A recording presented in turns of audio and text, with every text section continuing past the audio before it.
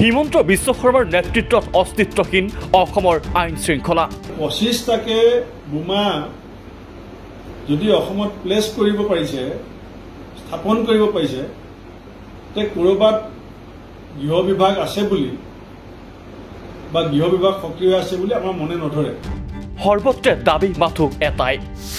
পদত্যাগ কৰক গৃহ বিভাগৰ দায়িত্বত থকা মুখ্যমন্ত্ৰীয়ে কি অদক্ষ অকমান্য মুখ্যমন্ত্ৰী গৃহ বিভাগৰ দায়িত্ব লৈ আছে আৰু তেওঁ ভালকে অসমৰ মানুহৰ নিৰাপত্তা তেওঁ নিশ্চিত কৰিব পৰা নাই গতিকে মই পদত্যাগ কৰিছো বুলি পদত্যাগ কৰিব লাগে সাংঘাতিক কালি ঘটনাৰ পিছত মুখ্যমন্ত্ৰী হিমন্ত বিশ্ব শৰ্মা গৃহমন্ত্ৰী হিচাপে ক্ষমতাত থকাৰ অধিকাৰ একেবাৰে নাই সেই ব্যৰ্থতাৰ একমাত্ৰ প্ৰায়শ্চিত্তটো হ'ল যে হিমন্ত বিশ্ব শৰ্মাই গৃহমন্ত্ৰী আৰু মুখ্যমন্ত্ৰী হিচাপে পদত্যাগ কৰিব লাগে দল সংগঠন বিৰোধীৰ সকিয়নি পৰেশ বৰুৱাৰ সৈতে লিলিমাই বন্ধ কৰক মুখ্যমন্ত্ৰীয়ে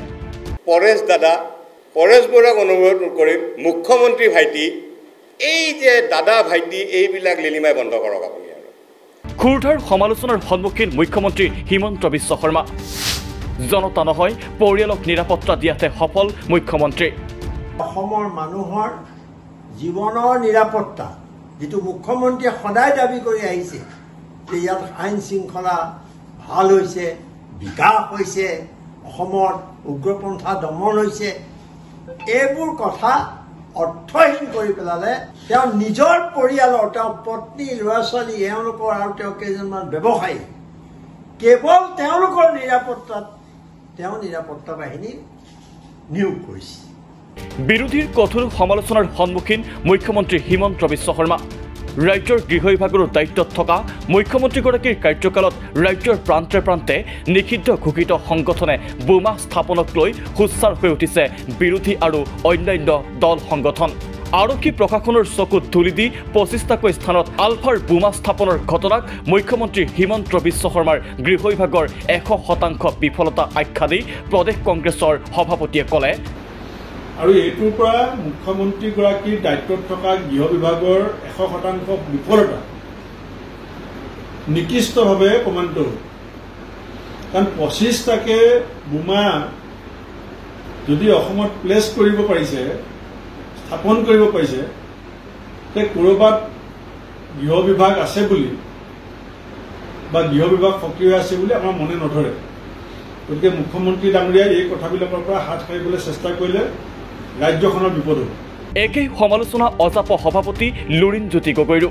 স্বাধীনতা দিৱসত দেশজুৰি কঠোৰ নিৰাপত্তা প্ৰদান কৰাৰ মাজতে ৰাজ্যৰ 25টাকৈ স্থানত কেনেকৈ আলফাই বোমা সংস্থাপন কৰিবলৈ পালে বুলি প্ৰশ্ন তুলি লুৰিণজ্যোতি গগৈৰ দাবী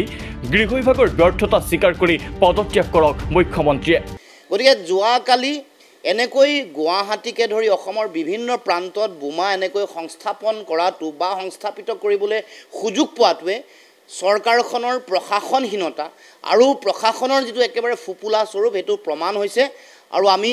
মুখ্যমন্ত্ৰীয়ে নৈতিক দায়িত্ব স্বীকাৰ কৰি ৰাইজক ক'ব লাগে যে তেওঁ এগৰাকী অদক্ষ অকমান্য মুখ্যমন্ত্ৰী গৃহ বিভাগৰ দায়িত্ব লৈ আছে আৰু তেওঁ ভালকে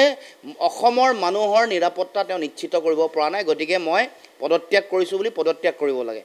আলফাৰ বোমা সংস্থাপনক লৈ মুখ্যমন্ত্ৰীক কঠোৰ সমালোচনা ৰাজ্যসভাৰ সাংসদ অজিত কুমাৰ ভূঞাৰো মুখ্যমন্ত্ৰীৰ পত্নীয়ে এস্কৰ্ট লৈ ঘূৰা বুলি দাবী কৰি অজিত ভূঞাই কয় মুখ্যমন্ত্ৰীয়ে কোৱাৰ দৰে যদি অসমৰ পৰা উগ্ৰপন্থী সমস্যা নোহোৱা হ'ল তেন্তে একেদিনাই আলফাই কেনেকৈ 25টা স্থানত বোমা স্থাপন কৰিলে ৰাজ্যক নিৰাপত্তা দিয়াৰ সলনি পৰিয়ালক নিৰাপত্তা দিয়াতে সফল হৈছে মুখ্যমন্ত্ৰী অসমৰ মানুহৰ জীৱনৰ নিৰাপত্তা যেটো মুখ্যমন্ত্ৰীয়ে সদায় দাবী কৰি আহিছে যে ইয়াত আইন শৃংখলা ভাল হৈছে বিকাশ হৈছে অসমৰ উগ্ৰপন্থা দমন হৈছে এইবোৰ কথা অৰ্থহীন কৰি পেলালে 15 আগষ্টত আলফাৰ যেটো ভূমিকায় সেইকাৰণে মই দুখৰ মুখত চূণ দিয়া বুলি কৈছো আৰু এতিয়া আমি যদি চাওঁ দেখিম যে হিমন্ত বিশ্ব শৰ্মাই তেওঁ নিজৰ পৰিয়ালৰ তেওঁ পত্নী ল'ৰা ছোৱালী এওঁলোকৰ আৰু তেওঁ কেইজনমান ব্যৱসায়ী কেৱল তেওঁলোকৰ নিৰাপত্তাত তেওঁ নিৰাপত্তা বাহিনী নিয়োগ কৰিছে আপোনালোকে জানে মই সবিশেষ নকওঁ যে সাংসদসকলক বিধায়কসকলৰ নিৰাপত্তাবোৰ তেওঁ এটা সময়ত লৈ গুচি গৈছিল। এই কথালৈ মই বাৰু আজি সবিশেষ যাব খোজা নাই, কিন্তু এইবোৰৰ পৰা নিৰাপত্তা বাহিনী আঁতৰাই তেওঁৰ পৰিয়াল, তেওঁৰ পত্নীয়ে কিহৰ কাৰণে পাইলট কাৰ আৰু এস্কৰ্ট গাড়ী লৈ ঘূৰিব পাৰে তাৰ জবাব অসমৰ মানুহক লাগে। এইটো অৱস্থা। গতিকে মই ভাবোঁ যে এই সাংঘাতিক কালিৰ ঘটনাৰ পিছত মুখ্যমন্ত্ৰী হিমন্ত বিশ্ব শৰ্মা গৃহমন্ত্ৰী হিচাপে ক্ষমতাত থকাৰ অধিকাৰ একেবাৰেই নাই।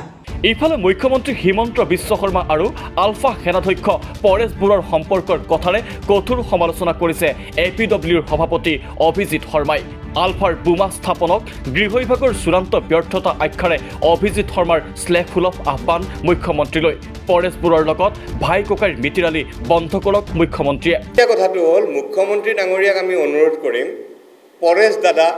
পৰেশ বৰুৱাক অনুৰোধ কৰিম, মুখ্যমন্ত্ৰী ভাইটি, এই যে দাদা ভাইটি এইবিলাক লিলিমাই বন্ধ কৰক আপুনি আৰু চিৰিয়াছলি লওক। এইটো এটা থ্ৰেট টু দ্য নেশ্যন, চিৰিয়াছলি ল'ব লাগিব এই কথাটো। আৰু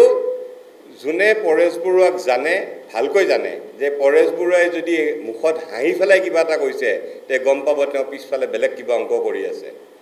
আৰু মুখ্যমন্ত্ৰী ডাঙৰীয়া, আপুনি আপোনাৰ পৰেশ বৰুৱাই মুখ্যমন্ত্ৰী ভাইটি, CM ভাইটি, এই লিলিমাই বন্ধ কৰক। ষ্ট্ৰিক্টলি কঠোৰভাৱে আলফাৰ এই ঘৃণনীয় কাৰ্যক দমন কৰক। যদি আজি বোমকেইটা ফুটিলে কি হ'লে অৱস্থা?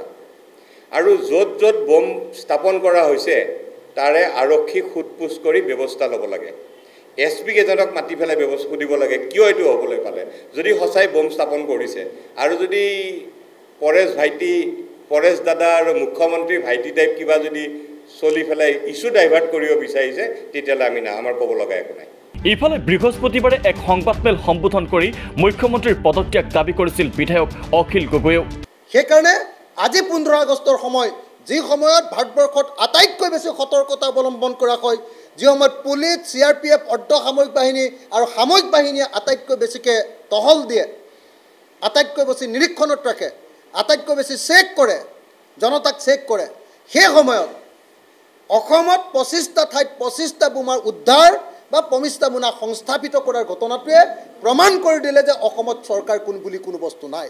অসমত অস্তিত্বহীন হৈ পৰিছে চৰকাৰ।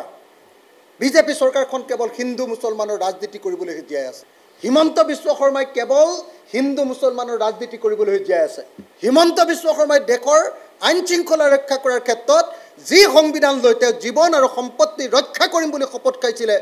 সেই শপত ৰক্ষা কৰাৰ ক্ষেত্ৰত তেওঁ ব্যৰ্থ হৈছে। আৰু সেই ব্যৰ্থতাৰ একমাত্ৰ প্ৰায়শ্চিত্তটো হ'ল যে হিমন্ত বিশ্ব শৰ্মাই গৃহমন্ত্ৰী আৰু মুখ্যমন্ত্ৰী হিচাপে পদত্যাগ কৰিব লাগে। উল্লেখ্য যে বিভিন্ন সময়ত মুখ্যমন্ত্ৰী হিমন্ত বিশ্ব শৰ্মা আৰু বিজেপিয়ে ৰাজ্যত উগ্ৰপন্থী সমস্যা নোহোৱা বুলি দাবী কৰি আহিছে। প্ৰধানমন্ত্ৰী আৰু গৃহমন্ত্ৰীয়েও বিভিন্ন সময়ত একেই দাবী কৰি আহিছে। তেনে ক্ষেত্ৰত অসমত স্বাধীনতা দিৱসৰ দিনটোত সংঘটিত এই ঘটনাৰ পাছত বিৰোধীয়ে কৰা আক্ৰমণৰ প্ৰত্যুত্তৰ মুখ্যমন্ত্ৰীয়ে কিদৰে দিয়ে সেয়া হ'ব লক্ষণীয়।